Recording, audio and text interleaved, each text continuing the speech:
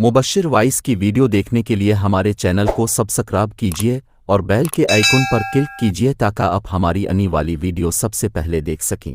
बिस्मिल्लाहिर्रहमानिर्रहीम। अस्सलाम वालेकुम दोस्तों, एक दफ़ा मिस्र के मशहूर शहर कहरा में एक ऐसा मुनफरिद और अपनी नौइयत का ऐसा दिल फरेब वाक़या पेश हुआ जिसको उस वक्त के बहुत से मिस्र के बड़े बड़े लिखारियों ने नकल किया।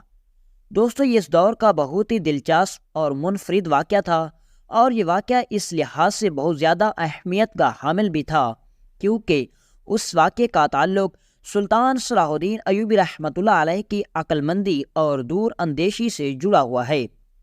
ये वाक़या कुछ इस तरह का है कि मिस्र के शहर कैरा में एक गांव में एक कसाब रहता था।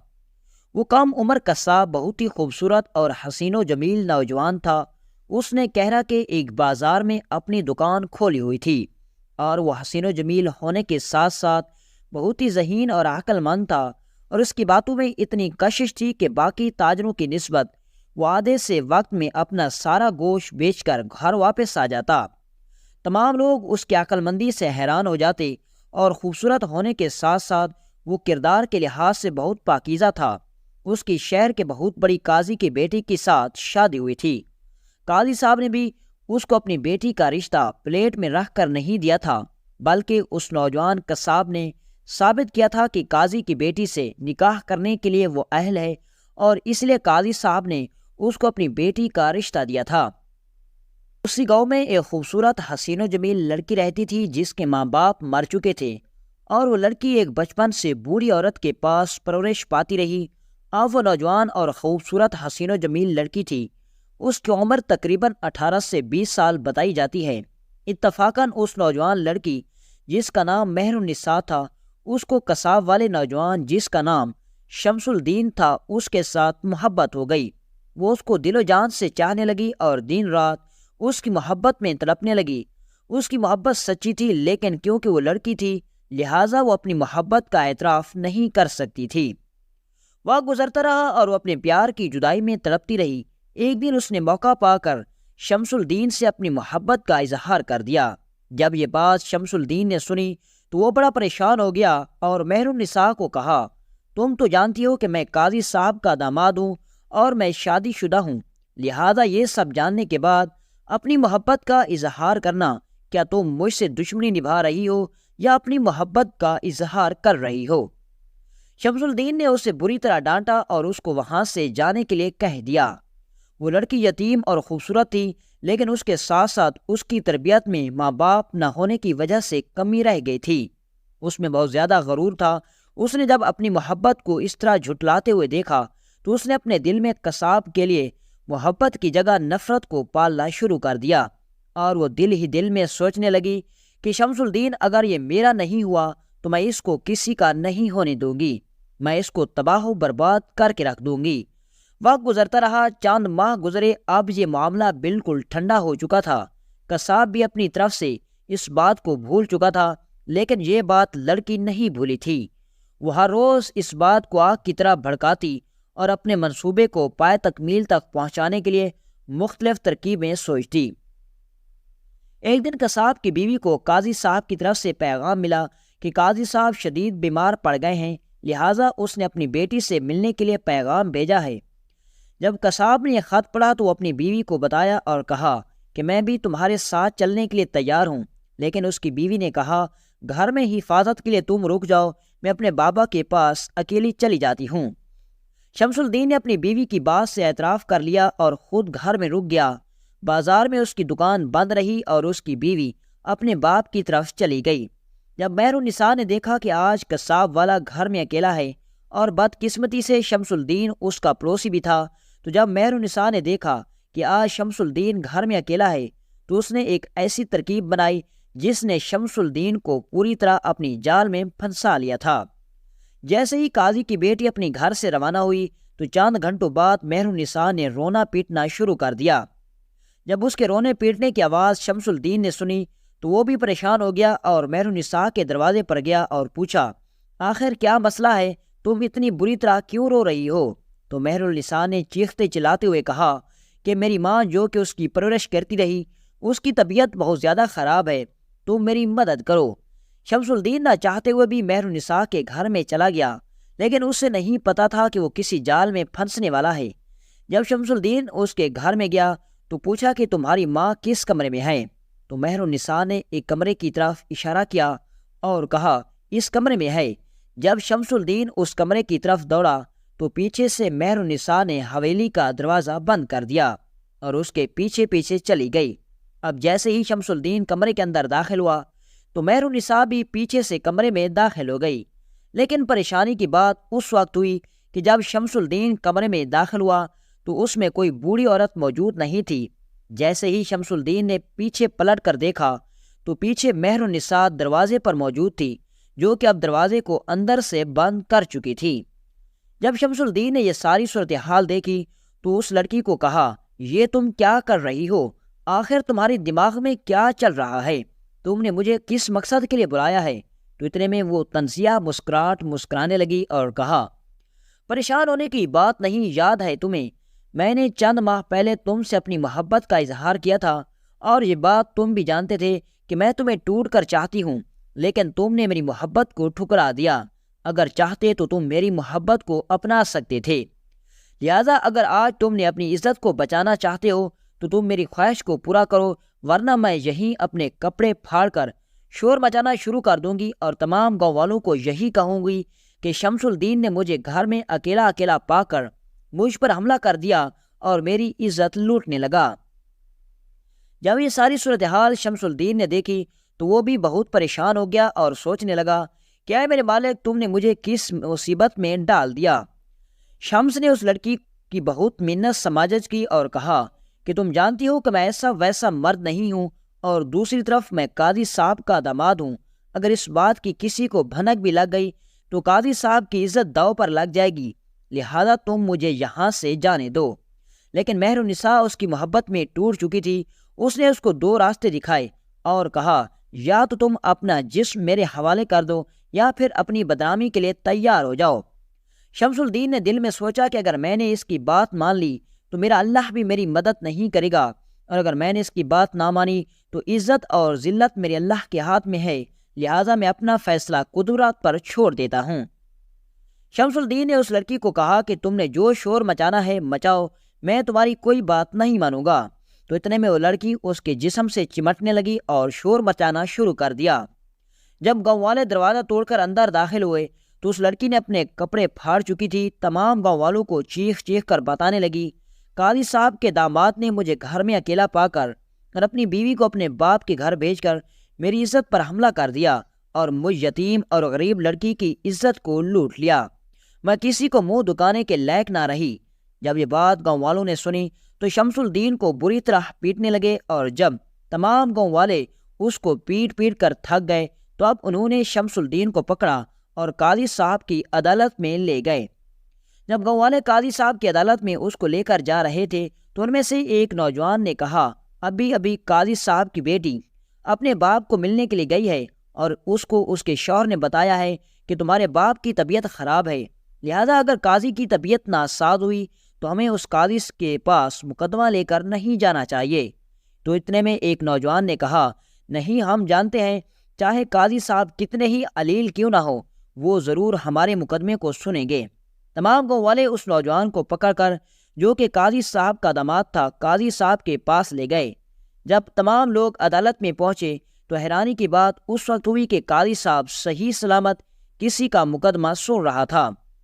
شمس الدین بھی بڑا حیران و پریشان ہو گیا کہ میں نے خود قاضی صاحب کا پیغام سنا تھا، لیکن پھر اتنی جلدی قاضی صاحب کیسے صحت یاب ہو گیا؟ جب قاضی صاحب نے پہلا مقدمہ سن لیا تو اب تمام گاؤں والوں سے پوچھا تو تمام گاؤں والوں نے قاضی صاحب کو ساری صورتحال کے بارے میں آگاہ کیا اور بتایا قاضی صاحب آپ کے داماد نے اپنی بیوی کی غیر موجودگی میں اس غریب مسکین اور یتیم بیچاری لڑکی کی عزت پر حملہ کر کے اس کی عزت کو لوٹ لیا اور کہیں کا نہ چھوڑا۔ جب یہ بات اس نوجوان نے سنی اور قاضی صاحب نے سنی تو اس کے پیروں تلے زمین نکل گئی۔ قاضی صاحب حیران و پریشانی کے عالم میں بیٹھا سوچ رہا تھا کہ اگر میرا داماد گنہگار ثابت ہوا تو میری ساری زندگی کی عزت کمائی گئی مٹی میں مل جائے گی۔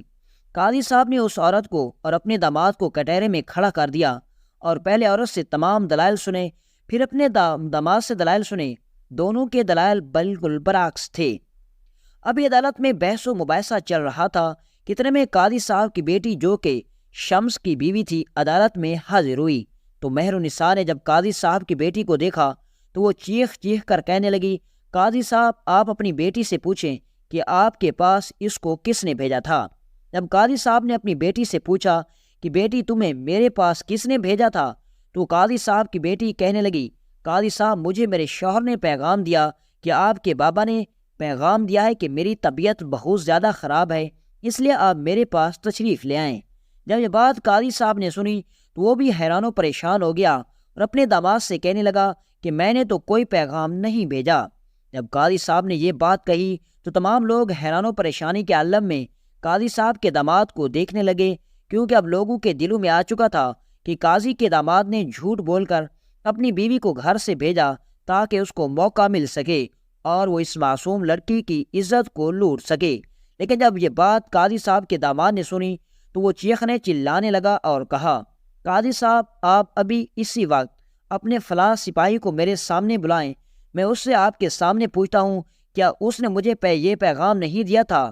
تو قاضی صاحب نے اسی وقت حکم دیا اور قاضی صاحب کا وہ سپاہی حاضر ہو گیا۔ قاضی صاحب نے اس سے پوچھا کہ کیا میں نے تمہیں کوئی ایسا پیغام دیا تھا یا پھر تم نے کوئی ایسا پیغام میرے داماد کو دیا تھا؟ تو سپاہی نے صاف صاف انکار کر دیا اور کہا، قاضی صاحب میں نے اپنے داماد کو کوئی پیغام نہیں دیا تھا۔ جب یہ بات قاضی صاحب کے داماد نے سنی تو وہ بھی حیران و پریشان ہو گیا کہ یہ کیوں جھوٹ بول رہا ہے، لیکن ابھی تک اس کو بات سمجھ میں نہیں آ رہی تھی۔ جب قاضی صاحب کے سپاہی نے یہ گواہی دی تو اور پھر دوسری طرف اس لڑکی کے دلائل اور پھر گاؤں والوں کے سامنے یہ سارا ماجرا، یہ سب قاضی صاحب جھٹلا نہیں سکتا تھا۔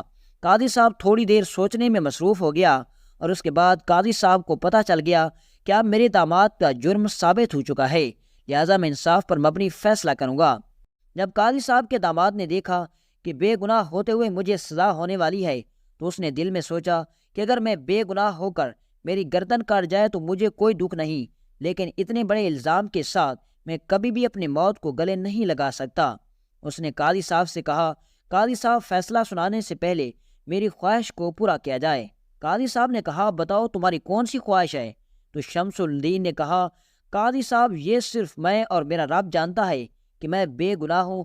کسی مجرم کو ثابت کرنے کے لیے ثبوت اور گواہ بنائے جا سکتے ہیں اور کسی گنہگار کو درست ثابت کرنے کے لیے ثبوت مٹائے جا سکتے ہیں اور گواہوں کو خریدا جا سکتا ہے، لیکن اصل انصاف میرے رب کے پاس ہوگا، اور اصل انصاف کرنے کے لیے اللہ تعالیٰ نے اپنے کچھ خاص بندوں کو کچھ خاص ذمہ داریاں دی ہوتی ہیں۔ لہذا میری یہی آخری خواہش ہے کہ میرے اس مقدمے کو سلطان صلاح الدین ایوبی رحمۃ اللہ علیہ کی عدالت میں پیش کیا جائے۔ اگر سلطان مجھے پھانسی کی سزا بھی سنا دیں گے تو میں اس کو بھگتنے کے لیے تیار ہو جاؤں گا۔ کم از کم مجھے یہ تو خوشی ملے گی کہ میں سلطان کے ہاتھوں اپنی روح کی پرواز کروں گا۔ جب شمس الدین نے یہ بات کہی تو تمام درباریوں اور حتیٰ کہ قاضی صاحب کی آنکھوں میں آنسو آ گئے، لیکن قاضی صاحب مجبور تھا کیونکہ تمام گواہ اور ثبوت قاضی صاحب کے داماد یعنی کہ شمس الدین کے خلاف تھے۔ لہذا اس کی خواہش کے مطابق سلطان صلاح الدین ایوبی رحمۃ اللہ علیہ کی عدالت میں یہ مقدمہ پیش کیا گیا اور سلطان کو ساری بات تفصیل سے بتائی گئی۔ سلطان صلاح الدین ایوبی رحمۃ اللہ علیہ نے دونوں کو کٹہرے میں کھڑا کیا اور ساری صورتحال کے بارے میں مزید معلومات لیں۔ جب سلطان نے دونوں طرف کے دلائل سن لیے تو تمام ثبوت اور گواہ اسی کے خلاف جا رہے تھے، لیکن سلطان صلاح الدین ایوبی رحمۃ اللہ علیہ کوئی عام انسان نہیں تھا بلکہ ایک دور اندیش ذہین انسان تھا۔ سلطان کو پتہ چل گیا کہ یہ نوجوان قاضی صاحب کا داماد جو کہ شمس الدین ہے یہ بالکل بے قصور ہے، یہ اس لڑکی کے شر میں پھنس گیا ہے۔ تھوڑی دیر سوچنے کے بعد سلطان صلاح الدین ایوبی رحمۃ اللہ علیہ نے کہا، اس مقدمے کا فیصلہ کل صبح سلطان صلاح الدین ایوبی رحمۃ اللہ علیہ کی عدالت میں سنایا جائے گا۔ اور سلطان صلاح الدین ایوبی رحمۃ اللہ علیہ نے تمام گاؤں والوں کو حکم دیا کہ کل صبح تمام لوگ عدالت میں حاضر ہو جائیں۔ میں چاہتا ہوں کہ تمام لوگوں کے سامنے اس مقدمے کا فیصلہ ہو۔ تمام لوگ اپنے گھروں کو لوٹ گئے اور سلطان صلاح الدین ایوبی رحمۃ اللہ علیہ نے جاتے ہوئے شمس الدین اور مہر النساء کو اپنے پاس بلایا اور چند لمحوں کے لیے شمس الدین کو اپنے قریب بلایا اور کہا، میں تمہیں ایک راستہ دیتا ہوں، اگر تم نے اس راستے کی منزل کو تلاش کر لیا تو میں تمہیں بے گناہ ثابت کروں گا، لیکن اس کے لیے تمہیں ایک امتحان سے گزرنا ہوگا۔ تو شمس الدین نے کہا، سلطان معظم، میں اپنے کردار پر لگے داغ کو دھونے کے لیے کچھ بھی کر سکتا ہوں۔ تو شمس الدین کو سلطان صلاح الدین ایوبی نے کہا، میری انگوٹھی چند دن پہلے تمہارے گاؤں میں گر گئی تھی، لیکن اس بات کی خبر میرے علاوہ کسی کو نہیں، کیونکہ اگر اس بات کی خبر کسی اور کو لگ گئی تو اس انگوٹھی کی وجہ سے کافی جانیں جا سکتی ہیں، لہذا وہ انگوٹھی تمہارے گاؤں کے کسی ایک عورت کے پاس ہے، لہذا اگر وہ تم انگوٹھی کسی بھی طریقے سے میرے پاس لے کر آ جاؤ تو میں تمہیں ضرور انصاف دلاؤں گا۔ جب یہ بات شمس نے سنی تو کہا، سلطان معظم، اگر اس انگوٹھی کو پہاڑ کے نیچے سے بھی مجھے نکالنا پڑا تو میں اس کو تلاش کر کے لے آؤں گا۔ اب شمس الدین اپنی منزل کی طرف روانہ ہو گیا۔ پھر سلطان صلاح الدین ایوبی رحمۃ اللہ علیہ نے مہر النساء کو اپنے پاس بلایا اور کہا کہ ملکہ زبیدہ کی انگوٹھی چند دن پہلے اسی گاؤں میں گزرتے ہوئے گھوڑے سے گر گئی تھی، لیکن اس انگوٹھی کے بارے میں کسی کو نہیں پتا۔ اگر وہ انگوٹھی تم تلاش کر کے میرے حوالے کر دو تو میں اس مقدمے کا فیصلہ تیرے حق میں کر دوں گا، لیکن شرط یہ ہے کہ وہ انگوٹھی تمہیں تلاش کر کے لے کر آنی ہوگی۔ میرے جاسوسوں کی خبر کے مطابق وہ انگوٹھی تمہارے گاؤں کے سردار کے پاس ہے، لہذا تم کسی بھی طریقے سے اس انگوٹھی کو میرے پاس لے آؤ تو اس مقدمے کا فیصلہ میں تمہارے حق میں کر دوں گا۔ نہ ہی شمس الدین سلطان کے بارے میں اتنا جانتا تھا اور نہ ہی مہر النساء، لہذا ان دونوں نے سمجھا کہ اگر ہم انگوٹھیاں تلاش کر کے لے آئے تو سلطان ہمارے حق میں فیصلہ دے گا، لیکن اس کا نتیجہ کچھ اور ہی نکلنے والا تھا۔ اگلے دن جب صبح عدالت لگی تو سلطان صلاح الدین ایوبی رحمۃ اللہ علیہ نے شمس الدین کو اپنے قریب بلایا اور اس کے کان میں سرگوشی کرتے ہوئے کہا، شمس الدین، کیا وہ تم انگوٹھی لے کر آئے ہو؟ تو شمس الدین سر جھکائے کھڑا ہو گیا اور کہا، نہیں سلطان معظم، نہیں۔ تو سلطان نے کہا، یہ تو مجھے پتہ چل گیا کہ وہ انگوٹھی کس عورت کے پاس تھی، لیکن تم نے اس سے وہ انگوٹھی کیوں حاصل نہیں کی؟ تو شمس الدین نے کہا، سلطان معظم، میں نے پتہ لگا لیا تھا کہ وہ انگوٹھی کس عورت کے پاس ہے، لیکن بدقسمتی سی بات یہ ہے کہ وہ عورت ہمارے گاؤں کی بہت ہی بدکار عورت ہے۔ میں اس کے پاس انگوٹھی لینے کے لیے گیا تو اس نے ایک شرط رکھی اور کہا، اگر یہ تم میری شرط پوری کر دو تو میں تمہیں انگوٹھی دے دوں گی۔ میں نے اس سے پوچھا، تمہاری کون سی شرط ہے؟ تو اس نے کہا کہ تم اپنا جسم ایک رات کے لیے میرے حوالے کر دو، صبح انگوٹھی تمہیں مل جائے گی، تم انگوٹھی جا کر سلطان کو دے دینا اور تم مقدمہ جیت جانا۔ سلطان معظم، میں نے ایک الزام کو دھونے کی خاطر اپنے سر پر اتنا بڑا گناہ لینا مناسب نہیں سمجھا۔ میں جانتا ہوں کہ میں بے گناہ ہوں اور اس بات کی گواہی میرا دل دے رہا ہے، لیکن میں اس انگوٹھی کو حاصل نہیں کر پایا۔ آپ نے جو فیصلہ سنانا ہے سنا سکتے ہیں۔ پھر شمس الدین کو کٹہرے میں چلا گیا۔ سلطان صلاح الدین ایوبی رحمۃ اللہ علیہ نے مہر النساء کو اپنے پاس بلایا اور کہا، بتاؤ، میں نے تم کو وہ انگوٹھی لانے کے لیے کہا تھا، کیا تم انگوٹھی لے کر آئی ہو؟ تو مہر النساء نے اپنی جیب سے انگوٹھی نکالی اور سلطان کے سامنے رکھ دی۔ جب سلطان نے انگوٹھی دیکھی تو سلطان کو پتہ چل گیا کہ وہ انگوٹھی تو بالکل ملکہ زبیدہ کی تھی۔ جب اس لڑکی نے سلطان کے ہاتھ پر انگوٹھی رکھی تو سلطان صلاح الدین ایوبی رحمۃ اللہ علیہ نے تمام درباریوں کو مخاطب کرتے ہوئے کہا کہ اس لڑکی نے جو بھی شمس الدین کے خلاف ثبوت اکٹھے کیے وہ جھوٹے ہیں۔ یہ لڑکی شروع سے ہی جھوٹ بول رہی ہے اور شمس الدین بالکل بے گناہ ہے، لہذا اس لڑکی کو اٹھا کر زندان میں ڈال دیا جائے اور اس کے پیر آگ میں ڈال دیے جائیں تاکہ آگ کی تپش کو برداشت نہ کرتے ہوئے یہ اپنے گناہ کا اقرار کر لے۔ تمام لوگ حیران ہو گئے کہ آخر اس نوجوان کے خلاف اتنے ثبوت ہونے کے بعد بھی سلطان کو کیسے پتہ چلا کہ یہ لڑکی جھوٹ بول رہی ہے۔ اتنے میں قاضی صاحب بولا، سلطان معظم، ہم نہیں جانتے کہ ان میں سے کون مجرم ہے اور کون بے گناہ، لیکن آپ کو کیسے پتہ چلا کہ میرا داماد بالکل بے گناہ ہے اور یہ لڑکی جھوٹ بول رہی ہے؟ تو سلطان نے کہا کہ میں کل عدالت سے جاتے ہوئے میں نے ان کو انگوٹھی لانے کو کہا اور وہ انگوٹھی گاؤں کے سردار اور ایک عورت کے پاس تھی۔ جو انگوٹھی شمس الدین نے لانی تھی وہ ایک بدکار عورت کے پاس تھی، اور جب وہ انگوٹھی شمس الدین سے لینے گیا تو اس عورت نے آگے سے اپنی گندی خواہش کا اظہار کیا۔ تو شمس الدین نے اپنی موت کو گلے لگانے کو منظور سمجھا، لیکن اپنے کردار پر آنچ نہیں آنے دی اور انگوٹھی لیے بغیر واپس آ گیا۔ شمس الدین جانتا تھا کہ پہلے بھی تمام ثبوت میرے خلاف ہیں، اگر میں انگوٹھی لے کر نہ گیا تو سلطان میرے خلاف اس مقدمے کا فیصلہ سنا دے گا، لیکن پھر بھی اس نے وہ انگوٹھی اس عورت سے نہیں لی۔ دوسری طرف اس عورت کے پاس اتنے ثبوت تھے، لیکن اس سے ڈر تھا کہ کہیں میرا جھوٹ پکڑا نہ جائے، تو یہ انگوٹھی لینے کے لیے اس گاؤں کے سردار کے پاس گئی۔ تو گاؤں کے سردار نے اس کے جسم کا تقاضا کیا اور اس کے بدلے میں انگوٹھی دینے کا وعدہ کیا، تو اس لڑکی نے اپنا جسم اس کے حوالے کر دیا اور اس کے بدلے میں انگوٹھی لے آئی۔ جب میں نے عدالت میں مہر النساء کے ہاتھ میں انگوٹھی دیکھی اور شمس الدین کا ہاتھ خالی تھا تو مجھے اسی وقت پتہ چل گیا کہ جو نوجوان اپنی موت کو گلے لگا سکتا ہے لیکن اپنے کردار پر آنچ نہیں آنے دے سکتا تو پھر اس کا کردار کتنا صاف ہوگا۔